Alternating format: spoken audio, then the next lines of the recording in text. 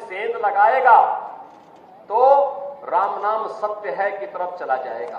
कोई जबरन कानून को हाथ में लेगा तो उसे भी मालूम है कि कानून उसको फांसी के फंदे तक लेके चला जाएगा। अगर कोई किसी बेटी पर हाथ डालेगा, किसी राह चलती हुई किसी बहन पर की इज्जत के साथ खिलवाड़ करेगा तो उसे भी मालूम है कि ये रास्ता उसे दुर्योधन और दुशासन की गति को प्रदान कर देगा।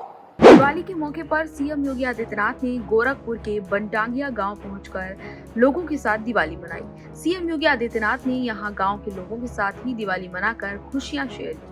इस दौरान उन्होंने कार्यक्रम में लोगों को संबोधित करते हुए कहा कि जाति, क्षेत्र और भाषा के नाम पर समाज को बांटने वालों में रावण और दुर्योधन का डीएनए है। इस दौरान उन्होंने सामाजिक एकता के महत्व को दोहराया। बता दें कि सीएम योगी आदित्यनाथ इस दौरान उत्तर प्रदेश चुनाव को नहीं भूले। यूपी में होने वाले उपचुनाव को लेकर सीएम योगी आदित्यनाथ विपक्षियों पर निशाना साधते हुए भी नजर आए और समीकरण बैठाने की कोशिश करते हुए भी नजर आए। बता दें कि सीएम योगी आदित्यनाथ ने बनटांगिया गांव के जंगल तिनकोनिया नंबर 3 में वनवासियों के साथ दीपावली मनाई।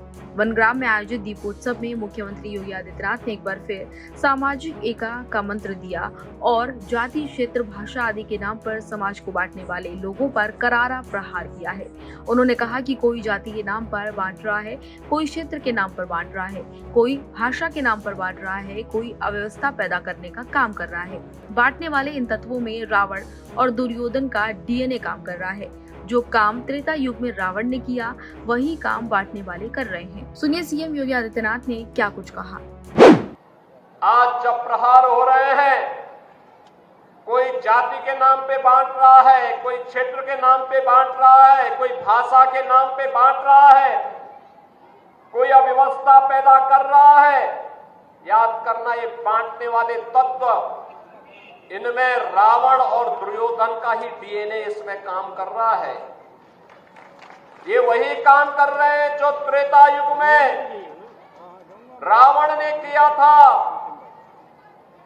और याद करना, जब भी आप इन लोगों को बांटने वाले तत्वों को धोखे से अगर मौका दे दिया, ये फिर वही काम करेंगे, गुंडागिर्दी का, अराजकता का, दंगा कराने का। कहीं ताड़का को भेजेंगे, घर दूषण को भेजेंगे, कहीं चंडमुंड इनके जाएंगे, अव्यवस्था पैदा करेंगे, दुर्व्यवस्था पैदा करेंगे। बेटी की सुरक्षा के लिए, किसी बहन की सुरक्षा के लिए ये लोग खतरा पैदा होंगे।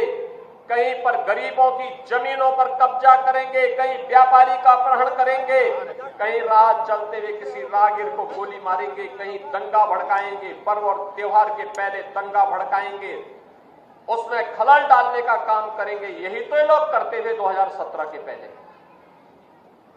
आज दीपावली का इतना पावन पर्व है, पूरे प्रदेश में कल दीपोत्सव, आज भी दीप घर घर जलेंगे और कितना शांति और सौहार्दपूर्ण तरीके से, निश्चिंत तरीके से आप आयोजन के साथ जुड़े। सबको मालूम है कि अब कोई खतरा यानी सुरक्षा में सेंध लगाएगा तो राम नाम सत्य है की तरफ चला जाएगा।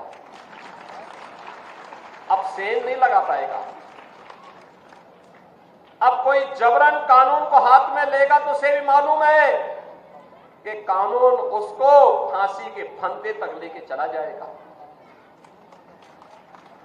अगर कोई किसी बेटी पर हाथ डालेगा, किसी राह चलती हुई किसी बहन पर की इज्जत के साथ खिलवाड़ करेगा तो उसे भी मालूम है कि ये रास्ता उसे दुर्योधन और दुशासन की गति को प्रदान कर देगा।